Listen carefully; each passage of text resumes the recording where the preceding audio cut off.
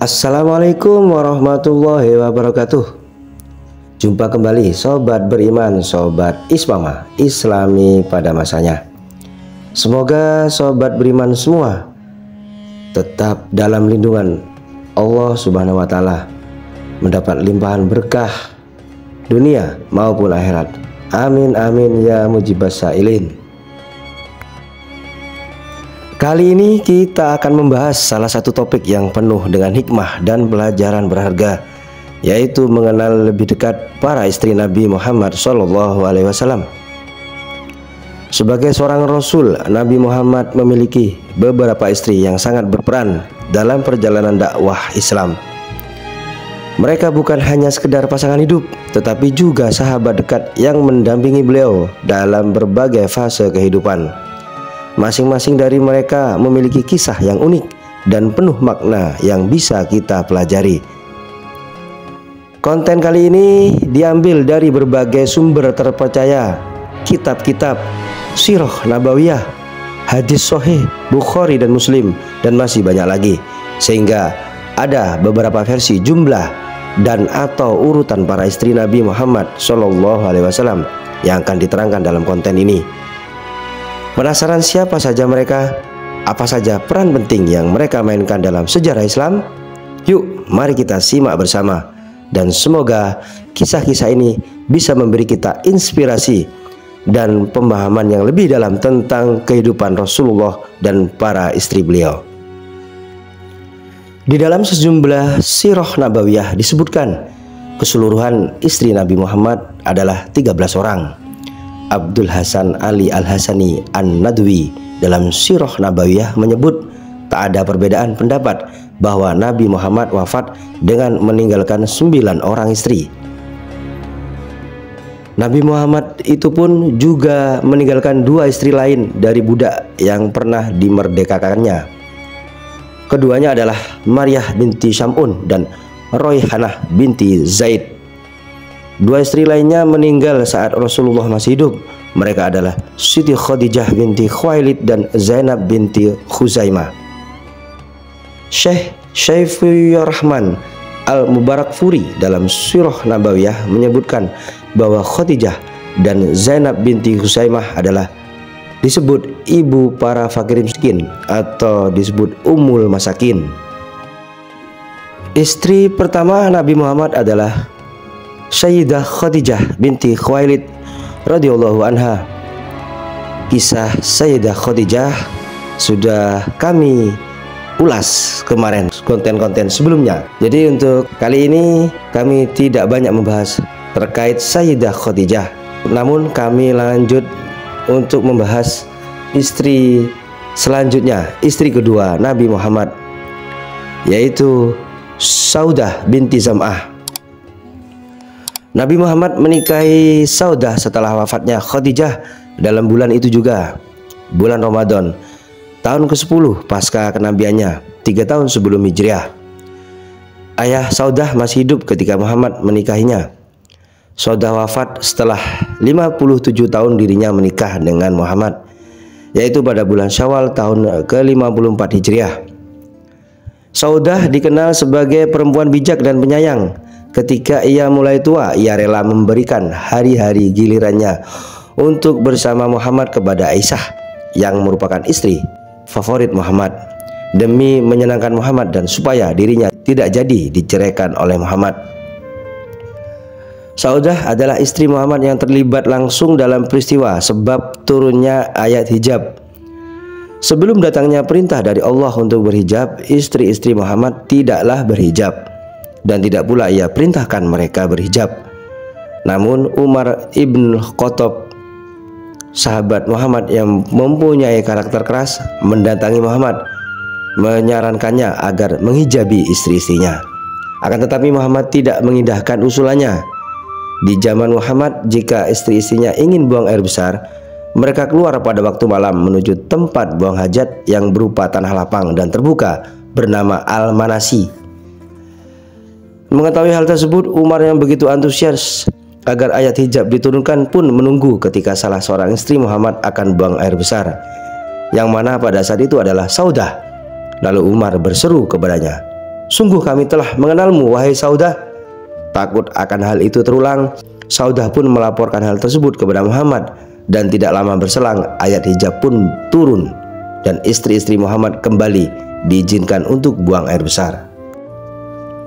Kemudian selanjutnya istri yang ketiga adalah Aisyah binti Abu Bakar. Muhammad 2 kali bermimpi kalau Aisyah dibawakan oleh malaikat untuk menjadi jodohnya. Menganggap itu adalah ketentuan dari Allah yang harus dijalankan, Muhammad pun meminta kepada ayahnya Aisyah, yaitu Abu Bakar As-Siddiq, untuk memberikan putrinya demi menjadi istri Muhammad. Abu Bakar awalnya keberatan akan hal itu, dikarenakan menurutnya Muhammad dan dirinya adalah saudara. Namun setelah diyakinkan bahwa dirinya dan Muhammad hanya saudara dalam agama dan Aisyah adalah halal untuk dinikahi oleh Muhammad, rasa ragu di dalam hati Abu Bakar pun terangkat. Cerita ini disahihkan dalam hadis Bukhari. Aisyah dinikahi oleh Muhammad ketika Aisyah berumur 6 atau 7 tahun. Dan di saat itu Muhammad berumur 50 tahun. Namun Aisyah baru diantarkan ke rumah Muhammad dan dicampurinya di saat Aisyah sudah berumur 9 tahun. Dikarenakan pada selang waktu tersebut Aisyah sakit dan rambutnya rontok. Hal ini diriwayatkan secara mutawatir atau secara massal di dalam Kutubus Sittah yang merupakan 6 kitab hadis utama Islam, sehingga tidak ada keraguan di dalamnya. Kemudian istri selanjutnya adalah Hafsah binti Umar. Hafsah berusia sekitar 19 tahun ketika Muhammad menikahinya. Ia adalah putri dari Umar bin Khattab yang merupakan sahabat Muhammad dan salah satu orang terkaya dari suku Quraisy. Saking kayanya Umar, sampai-sampai bila Hafsah ingin meminta sesuatu, Umar menyuruhnya agar tidak meminta kepada Muhammad, melainkan meminta kepada dirinya saja. Sebelumnya Hafsah mempunyai suami bernama Khunais bin Hudzafah As-Sahmi, namun meninggal ketika ikut berperang pada pertempuran Badar. Umar pun pergi menawarkan Hafsah kepada Utsman bin Affan, yang mana Utsman tidak bisa menjawab langsung, sehingga ia meminta Umar menunggu beberapa hari. Setelah lewat beberapa hari, Utsman pun mendatangi Umar dan berkata bahwa dirinya berkesimpulan saat itu bukan waktunya untuk dirinya menikah. Maka Umar pun pergi menawarkan anaknya ke Abu Bakar. Namun Abu Bakar tidak kunjung memberikan jawaban, sehingga membuat Umar marah. Beberapa hari kemudian Muhammad meminta Hafsah untuk dinikahkan dengannya. Tidak lama berselang, Abu Bakar pun menemui Umar dan menceritakan kalau sebenarnya dirinya akan senang hati menikah dengan Hafsah, akan tetapi tidak memberikan jawaban pada saat itu karena ia tahu bahwa Muhammad menginginkan Hafsah. Hafsah dan Aisyah menjadi bagian dari pusat insiden yang menyebabkan Muhammad tidak mengunjungi istri-istrinya selama sebulan, dan turunnya ayat-ayat berisi ancaman dari Allah kepada mereka bahwa Muhammad bisa saja menceraikan mereka semua dan menggantikan mereka dengan istri-istri yang lebih baik. Ini dikarenakan Aisyah dan Hafsah telah membocorkan kepada istri-istri Muhammad yang lain perihal sesuatu perbuatan Muhammad yang Muhammad meminta agar mereka berdua rahasiakan, yang mana perbuatan ini sebenarnya adalah halal di mata Allah, namun terpaksa Muhammad haramkan pada saat itu dikarenakan ia ingin mencari kesenangan istrinya. Kemudian istri Nabi Muhammad yang kelima adalah Zainab binti Khuzaimah. Zainab binti Khuzaimah berasal dari klan kaya Banu Hilal. Ia berusia sekitar 30 tahun ketika dinikahi oleh Muhammad. Ia dijuluki Ummul Masakin atau ibunya orang-orang miskin karena komitmennya dalam membantu orang-orang miskin. Sebelum dinikahi oleh Muhammad, ia mempunyai suami Ubaidah bin Al-Haris, tetapi tewas pada pertempuran Badar. Muhammad melamarnya pada bulan ke-31 pasca hijrah, akan tetapi Zainab meninggal 8 bulan kemudian. Dan selanjutnya istri ke-6 Nabi Muhammad adalah Hindun binti Abi Umayyah atau Ummu Salamah. Hindun berusia sekitar 28 tahun ketika dinikahi oleh Muhammad. Dia berasal dari klan Mughirah yang merupakan salah satu klan terkaya dari suku Quraisy. Ia memiliki kunya atau nama panggilan Ummu Salamah karena ia mempunyai anak bernama Salamah. Sebagaimana Muhammad yang kerap dipanggil Abul Qasim karena mempunyai anak bernama Qasim yang meninggal di usia muda. Sebelum dinikahi oleh Muhammad, ia mempunyai suami bernama Abdullah bin Abdul Asad yang meninggal karena luka pertempuran yang dialaminya pada perang Uhud. Kemudian luka beliau semakin parah setelah dikirim kembali oleh Muhammad untuk berperang ke Qatan, tempat bermukimnya suku Banu Asad bin Husaimah. Kemudian istri Nabi Muhammad yang ketujuh adalah Zainab binti Jahsy. Zainab binti Jahsy adalah sepupu Muhammad dan awalnya merupakan istri dari anak angkat Muhammad, Zaid bin Harisah. Menurut Aisyah yang merupakan istri favorit Muhammad, Zainab memiliki kecantikan yang setara dengannya. Dilaporkan oleh At-Tabari bahwa pada suatu ketika Muhammad mencari Zaid ke rumahnya.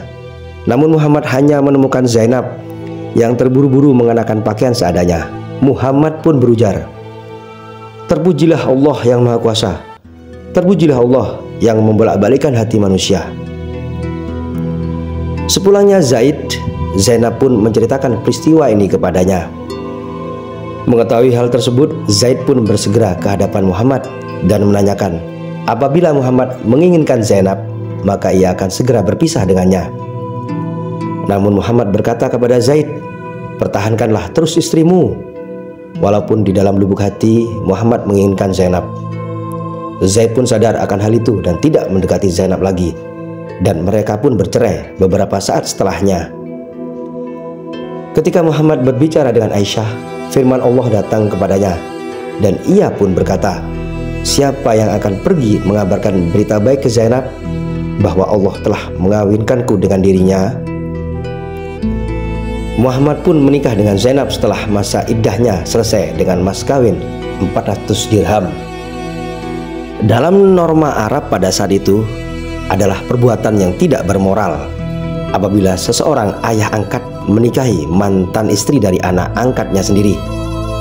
Namun ini diluruskan oleh Allah dengan menikahkan Muhammad dengan Zainab dan menurunkan surat Al-Ahzab ayat 37 yang artinya, "Dan ingatlah ketika engkau Muhammad berkata kepada orang yang telah diberi nikmat oleh Allah, dan engkau juga telah memberi nikmat kepadanya, pertahankanlah terus istrimu dan bertakwalah kepada Allah, sedang engkau menyembunyikan di dalam hatimu apa yang akan ditampakkan oleh Allah, dan engkau takut kepada manusia, padahal Allah lebih berhak engkau takuti."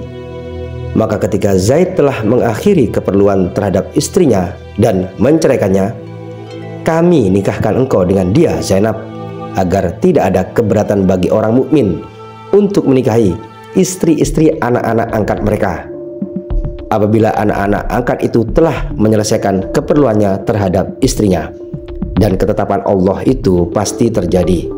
Quran Surat Al-Ahzab ayat 37. Kemudian istri Nabi Muhammad yang ke-8 adalah Raihanah binti Zaid bin Amr. Raihanah berasal dari suku Yahudi Bani Nadir yang kemudian menjadi bagian dari Bani Quraizah melalui pernikahan. Muhammad pernah menyatakan niatannya untuk mengusir seluruh Yahudi dan Nasrani dari Jazirah Arab dan tidak meninggalkan siapapun di dalamnya kecuali orang-orang Muslim. Sesuai perang Khandaq, malaikat Jibril mengarahkan Muhammad untuk menyerang Bani Quraizah. Setelah berhasil mengalahkan suku tersebut, ia memerintahkan agar tiap-tiap pria dari Bani Quraizah dieksekusi, sedangkan harta serta perempuan-perempuan dan anak-anak mereka dibagi-bagikan oleh Muhammad kepada umat Muslim. Dan sebagian dari tawanan perempuan dikirimkan oleh Muhammad ke Najd untuk ditukar dengan kuda-kuda dan senjata.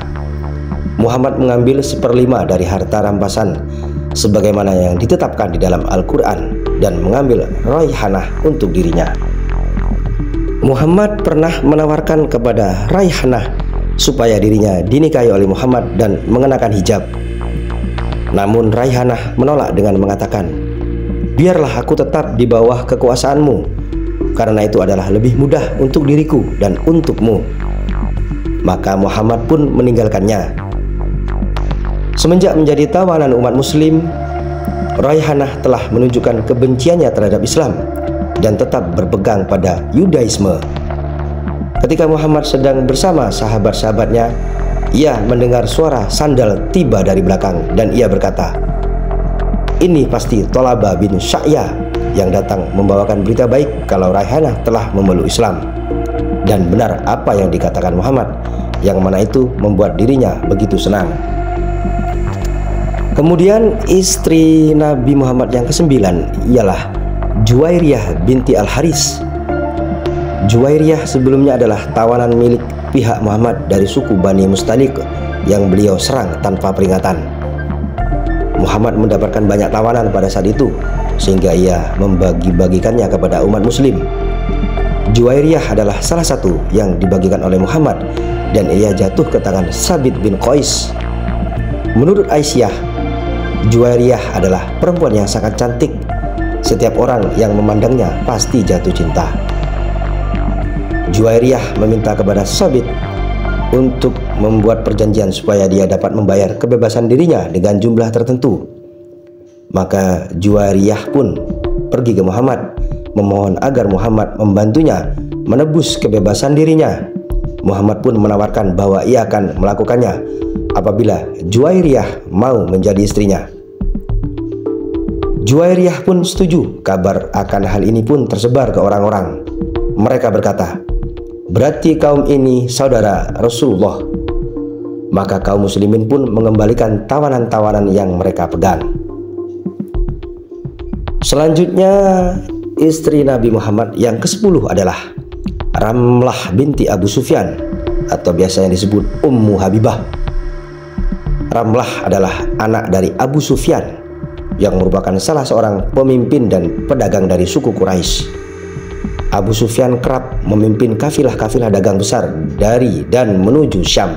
Namun karena sering dicegat dan dijarah oleh pasukan yang dikirimkan oleh Muhammad, ia pun menjadi salah satu penentang awal Muhammad. Berbeda dengan ayahnya, Ramlah telah menemukan hidayah dari Islam sejak awal kerasulan Muhammad. Pada tahun 615 Masehi, ia bersama suaminya Ubaidullah bin Jahsy berhijrah dengan beberapa umat muslim lainnya ke sebuah kerajaan Kristen di Habasyah. Suami Ramlah masuk Kristen dan meninggal ketika di sana. Setelah masa iddahnya usai, Ramlah yang saat itu masih di Habasyah menerima surat lamaran dari Muhammad. Raja Najasyi yang beragama Kristen pun turut memberikannya selamat dan hadiah berupa uang 400 dinar dalam koin emas serta parfum-parfum terbaik. Sepulangnya ke Hijaz dan pasca hijrah ke Madinah, Ramlah menceritakan apa-apa saja yang dialaminya di Habasyah kepada Muhammad, termasuk bagaimana ia mengagumi keindahan gereja-gereja yang dihiasi dengan gambar-gambar di sana. Muhammad pun mengangkat kepalanya dan bersabda, mereka adalah orang-orang yang ketika seseorang yang alim di antara mereka meninggal, mereka mendirikan tempat peribadatan di makamnya dan mereka membuat gambar-gambar di dalamnya. Mereka adalah makhluk-makhluk terburuk di mata Allah. Selanjutnya, istri Nabi Muhammad yang ke-11 adalah Sofiyah binti Huyai. Sofiyah binti Huyai adalah seorang wanita bangsawan yang merupakan putri Huyai bin Akhtab, kepala suku Yahudi Banu Nadir yang dieksekusi oleh pihak Muhammad setelah menyerah pada perang Khandaq. Suami pertamanya adalah seorang penyair bernama Salam bin Miskham, yang mana kemudian mereka bercerai. Suami keduanya adalah seorang komandan bernama Kinana bin Ar-Rabi. Pada tahun 628 saat pertempuran Khaybar, Banu Nadir dikalahkan. Kinana yang saat itu masih berstatus suami Sofiyah disiksa dan dieksekusi atas perintah Nabi setelah dirinya menolak memberitahu di mana lokasi tempat persembunyian harta karun Banu Nadir. Seusai perang, Sofiyah menjadi salah satu tawanannya pihak Muslim. Salah seorang sahabat Muhammad, Dihyah bin Khalifah Al-Kalbi, meminta kepada Muhammad supaya diperbolehkan mengambil salah satu tawanan untuk dijadikan budak olehnya. Muhammad pun mengizinkan dan Dihyah mengambil Sofiyah. Mengetahui hal itu, para sahabat Muhammad lainnya melapor kepadanya bahwa Dihyah telah mengambil putri dari kepala suku Banu Nadir yang kecantikannya begitu luar biasa dan belum pernah mereka lihat sebelumnya. Muhammad pun memanggil Dihyah dan mengambil Sofiyah untuk dirinya, lalu memberikan kepada Dihyah dua sepupu Sofiyah. Muhammad kemudian mengirimkan Sofiyah ke ibu dari Anas bin Malik untuk dihiasi, dan malamnya dikembalikan kepada Muhammad untuk ia nikahi. Sofiyah pada saat itu belum genap berusia 17 tahun. Sofiyah adalah wanita ideal dan mulia, cerdas, keturunan bangsawan, cantik. Bahkan kecantikannya membuat istri-istri Nabi lainnya iri padanya. Hingga Zainab binti Jahsy berkata, kecantikannya akan mengalahkan kita semua. Karena itulah dapat dipahami mengapa para istri Nabi yang lain seolah berlomba-lomba untuk mengalahkan Sofiyah. Kemudian istri Nabi Muhammad yang ke-12 adalah Maimunah binti Al-Haris. Maimunah memiliki nama asli Baroh, namun Muhammad merubahnya menjadi Maimunah yang berarti berita baik. Maimunah berasal dari klan Borjui Banu Hilal. Saudara perempuannya Lubabah menikah dengan Abbas bin Abdul Muttalib yang merupakan salah satu orang terkaya dari Bani Hashim, yang mana kemudian menjadi walinya Maimunah. Maimunah dinikahi oleh Muhammad ketika ia sedang melaksanakan umroh, tetapi baru dicampuri setelah ia selesai menjalankan umroh. Maimunah dikenal sebagai perempuan yang baik hati. Ia pernah memiliki seorang budak perempuan yang kemudian ia bebaskan tanpa izin Muhammad. Di saat waktu gilirannya bersama Muhammad, ia pun menceritakan apa yang telah dilakukannya. Muhammad pun berkata kepada Maimunah bahwa ketimbang membebaskannya, Maimunah akan mendapatkan pahala yang lebih besar bila mana ia memberikan budak itu kepada salah satu paman dari pihak ibunya. Maimunah pernah memiliki anak anjing yang ia simpan di bawah tempat tidurnya. Pada suatu hari ia melihat suasana hati Muhammad sedang buruk. Rupanya itu dikarenakan malaikat Jibril tidak menepati janjinya untuk menemui Muhammad di malam sebelumnya. Muhammad pun teringat dengan anak anjing di bawah tempat tidur Maimunah. Muhammad pun memerintahkannya untuk dikeluarkan dan menyiramkan air di tempat tersebut. Ketika malam tiba, malaikat Jibril pun datang dan menginformasikan Muhammad bahwa dirinya tidak memasuki rumah yang ada anjing ataupun gambar di dalamnya. Lalu pada pagi hari, Muhammad pun memerintahkan agar tiap-tiap anjing supaya dibunuh, termasuk yang masih kecil, namun membiarkan anjing yang ditugaskan untuk menjaga perkebunan besar tidak untuk dibunuh. Kemudian istri Nabi Muhammad yang ke-13 adalah Maryah binti Syama'un atau biasa disebut Maryah Al-Qibtiyah. Maryah Al-Qibtiyah adalah seorang budak perempuan yang dikirimkan sebagai hadiah oleh penguasa Mesir Muqawqas kepada Muhammad. Ia berkulit putih dan sangatlah cantik. At-Tabari mengabarkan di dalam salah satu jilid dari kitab Taurikhnya menyebutkan bahwa Maryah adalah salah seorang istri Muhammad.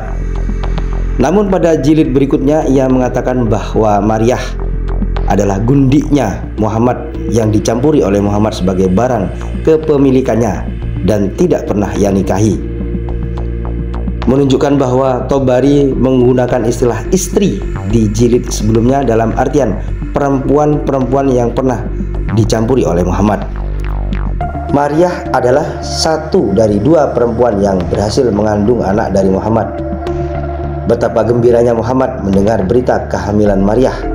terlebih setelah putra-putrinya yaitu Abdullah, Qasim, dan Ruqayyah meninggal dunia.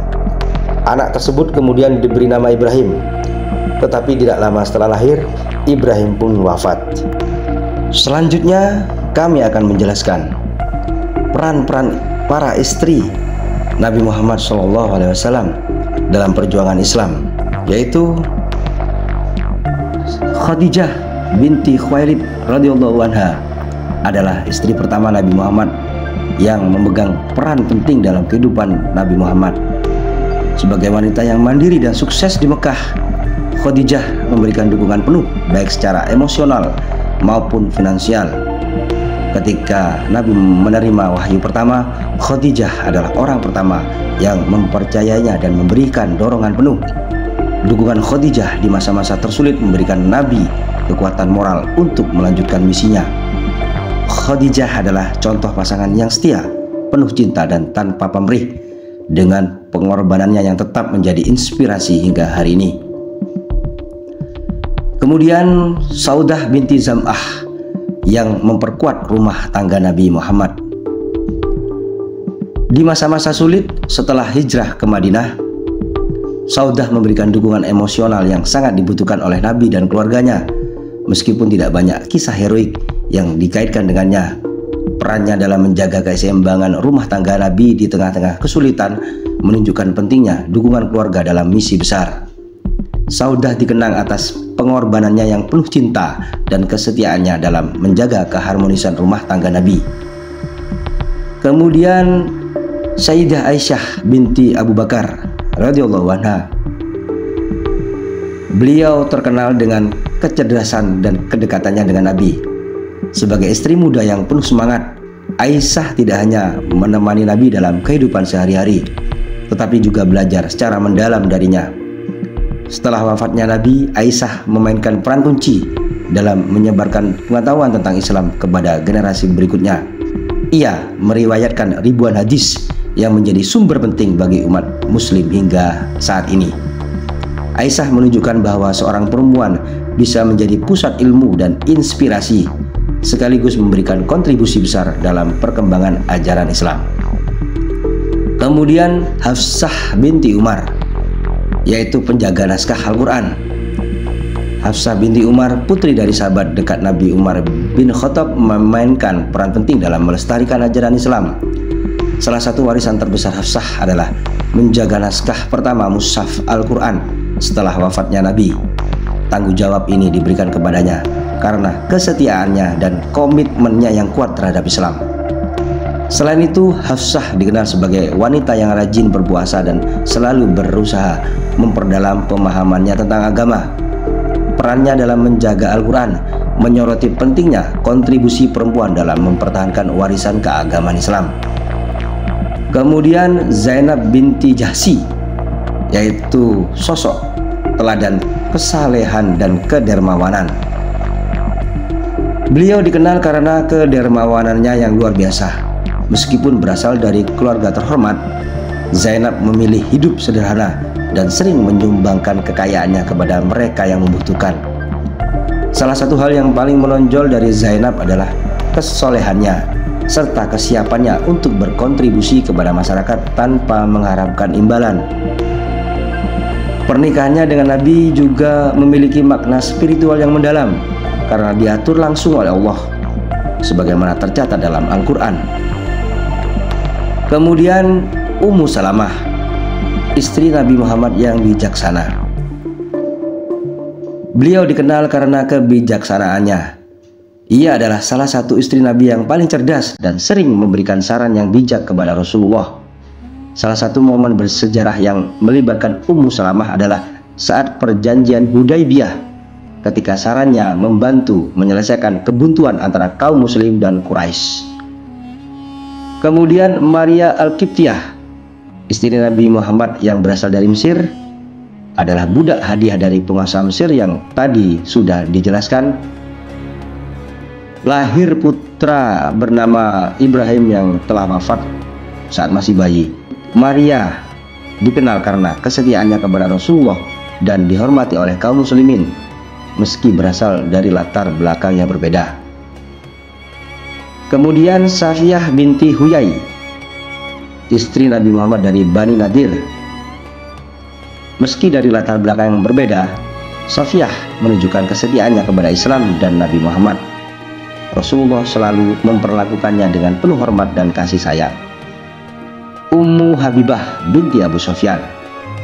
Meski ayahnya kafir dan suami terdahulunya murtad, Ummu Habibah tetap teguh berpendirian dalam memeluk agama Islam. Kemudian Maimunah, termasuk dalam golongan Ummahatul Mukmin atau ibu dari orang-orang yang mukmin. Dan selanjutnya juga dengan sebutan yang sama adalah Maryah Al-Qibtiyah. Seluruh warisan abadi para istri Nabi Muhammad adalah segala sosok yang berada di balik layar perjuangan Islam. Mereka adalah wanita-wanita yang kuat dengan cara masing-masing, berkontribusi secara langsung maupun tidak langsung pada perkembangan Islam.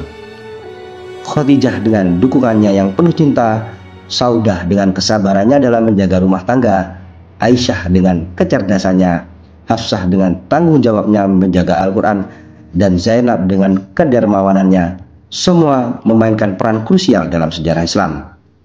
Warisan mereka terus hidup dalam hati dan pikiran umat muslim di seluruh dunia, mengingatkan kita akan pentingnya cinta, pengorbanan, ilmu, kesederhanaan, dan tanggung jawab.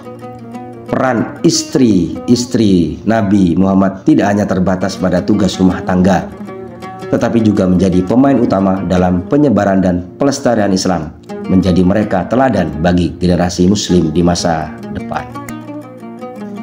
Kemudian keutamaan istri-istri Nabi Muhammad SAW, yaitu disebut sebagai Ummul Mukminin, yaitu ibu dari orang-orang beriman. Dalam surat Al-Ahzab ayat 6, Allah berfirman yang artinya, Nabi itu hendaknya lebih utama bagi orang-orang mukmin dan dari diri mereka sendiri, dan istri-istrinya adalah ibu-ibu mereka. Ayat ini menegaskan kedudukan para istri Nabi sebagai ibu bagi orang-orang beriman. Ini bukan hanya sebagai gelar, melainkan sebuah penghormatan yang menggarisbawahi peran mereka dalam kehidupan spiritual umat Islam. Kemudian memilih akhirat di atas dunia.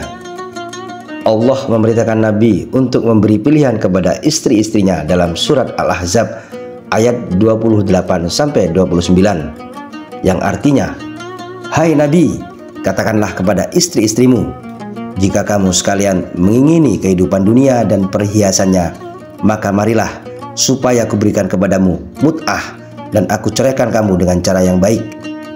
Dan jika kamu sekalian mengendaki keridhaan Allah dan Rasulnya serta kesenangan di negeri akhirat, maka sesungguhnya Allah menyediakan bagi siapa yang berbuat baik di antaramu pahala yang besar. Kemudian istri-istri Nabi menunjukkan bahwa mereka lebih memilih keridhaan Allah dan kehidupan akhirat ketimbang kemewahan duniawi. Kemudian keistimewaan selanjutnya adalah pahala dan hukuman yang dilipat gandakan. Dalam surat Al-Ahzab ayat 30 dan 31 Allah menjelaskan, yang artinya, Hai istri-istri Nabi, siapa-siapa di antaramu yang mengerjakan perbuatan keji yang nyata, niscaya akan dilipat gandakan siksaan kepada mereka 2 kali lipat. Dan barang siapa di antara kamu sekalian tetap taat kepada Allah dan Rasulnya dan mengerjakan amal yang soleh, niscaya kami memberikan kepadanya pahala 2 kali lipat dan kami sediakan baginya rezeki yang mulia. Ayat ini menegaskan bahwa istri-istri Nabi yang berbuat baik akan mendapatkan pahala berlipat ganda, sedangkan yang berbuat buruk akan menghadapi hukuman yang lebih berat. Kemudian keistimewaan yang lainnya adalah keutamaan istri-istri Nabi yang lebih utama daripada wanita lain. Allah berfirman dalam surat Al-Ahzab ayat 32, yang artinya, Hai istri-istri Nabi, kamu sekalian tidaklah seperti wanita yang lain jika kamu bertakwa. Ayat ini menjelaskan bahwa istri-istri Nabi memiliki kedudukan yang lebih tinggi jika mereka bertakwa kepada Allah. Mereka harus menjaga perkataan dan perilaku mereka agar tidak menimbulkan fitnah.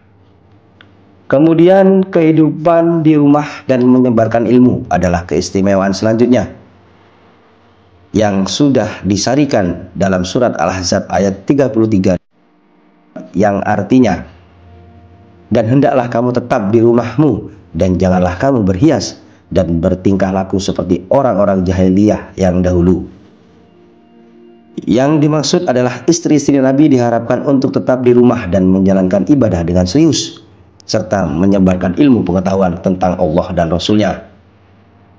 Kemudian keistimewaan selanjutnya adalah kepemilikan khusus bagi Nabi. Dalam surat Al-Ahzab ayat 50, Allah mengizinkan Nabi memiliki istri dan wanita yang berhijrah bersamanya, serta wanita-wanita yang menawarkan diri kepada Nabi. Yang artinya, hai Nabi, sesungguhnya kami telah menghalalkan bagimu istri-istrimu yang telah kamu berikan mas kawinnya dan hamba sahaya yang kamu miliki.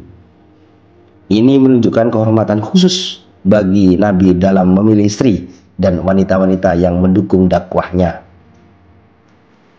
Kemudian kemuliaan yang lain adalah penghormatan Rasulullah. Dalam surat Al-Ahzab ayat 51, Allah memberi kebebasan kepada Nabi dalam mengatur hubungan dengan istri-istrinya, yang artinya adalah kamu boleh menangguhkan menggauli siapa yang kamu kehendaki di antara mereka. Maksudnya, Nabi diberi hak untuk menentukan hubungan dan perlakuan terhadap istri-istrinya dengan cara yang adil dan penuh perhatian. Kemudian keutamaan atau keistimewaan selanjutnya adalah larangan menikahi istri Nabi setelah wafat. Dalam surat Al-Ahzab ayat 53, Allah melarang umat Islam untuk menikahi istri-istri Nabi setelah Nabi wafat, yang artinya, dan tidak boleh kamu menyakiti hati Rasulullah dan tidak pula mengawini istri-istrinya selama-lamanya sesudah ia wafat. Larangan ini menunjukkan penghormatan yang mendalam terhadap status istri-istri Nabi setelah beliau meninggal dunia. Kemudian kemuliaan selanjutnya adalah perintah berhijab. Dalam surat Al-Ahzab ayat 59, Allah memerintahkan istri-istri Nabi dan wanita mukmin untuk mengenakan jilbab. Hai Nabi, katakanlah kepada istri-istrimu, anak-anak perempuanmu dan istri-istri orang mukmin, hendaklah mereka mengulurkan jilbabnya ke seluruh tubuh mereka. Perintah ini bertujuan untuk menjaga kehormatan dan mencegah gangguan.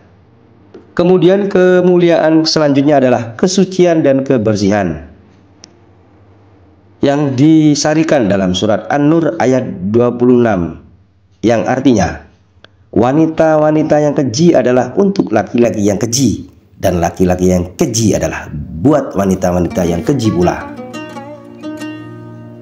Yang dimaksud adalah istri-istri Nabi adalah contoh wanita yang suci dan bersih dari tuduhan-tuduhan buruk.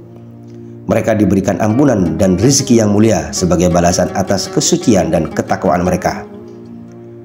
Semua keutamaan ini menunjukkan posisi istimewa istri-istri Nabi dalam Islam, baik dalam kehidupan dunia maupun akhirat. Mengetahui dan memahami hal ini tidak hanya menambah pengetahuan kita, tetapi juga memberi inspirasi untuk mengikuti jejak mereka dalam menjalani kehidupan dengan penuh ketaatan kepada Allah.